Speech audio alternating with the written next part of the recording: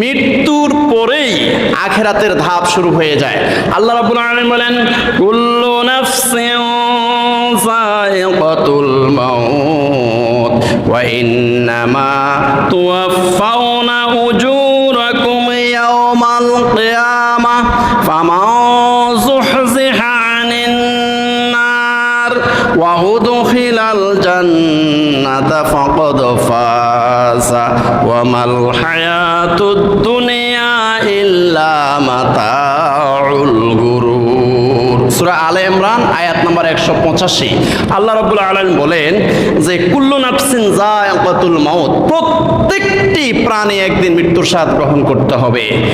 সেই যেই হোক, সে যদি প্রাণী হয় অবশ্যই তার প্রাণ একদিন হরণ করা হবে।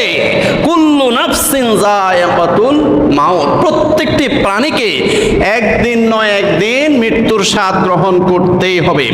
ওয়া ইন্নামা তুওয়াফাউনা উজুরাকুম ইয়াওমাল কিয়ামাতে, আবার এই কথা মনে করিও না মরে গেছি তো সারি গেছি, না, সারার উপায় নাই।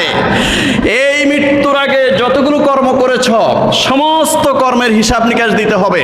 ওয়া ইন্নামা তুওয়াফাউনা উজুরাকুম ইয়াওমাল কিয়ামাতে, কিয়ামতের দিন এই দুনিয়ার সমস্ত হিসাব নিকাশ 50,000 বছর কিয়ামতের দিন যখন কায়েম হয়ে যাবে, এই 50,000 বছরে তোমার সমস্ত হিসাব নিকাশ জাররা জাররা পরিমাণ দিতে হবে। পামাই ইয়ামাল মিসকালা যাররাতিন খায়রান ইয়ারা ওয়া মান ইয়ামাল মিসকালা যাররাতিন শাররান ইয়ারা।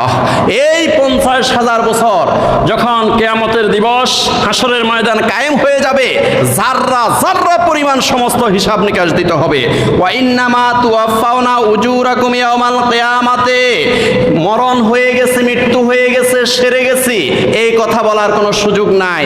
ওয়া ইন্নামা তুওয়াফাউনা উজুরাকুম ইয়াওমাল কিয়ামাতে, কিয়ামতের দিন তোমাদেরকে সম্পূর্ণ জাযা, তোমাদের পুরস্কার অথবা তিরস্কার দেওয়া হবে।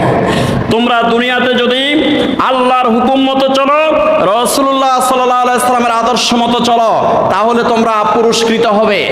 আর যদি দুনিয়ার মধ্যে আল্লাহ দ্রোহী হও, খোদা দ্রোহী হও, কোরআন দ্রোহী হও, কোরআনের বিরোধিতা করো, ইসলামের বিরোধিতা করো, সেটারও শাস্তি ভোগ করতে হবে।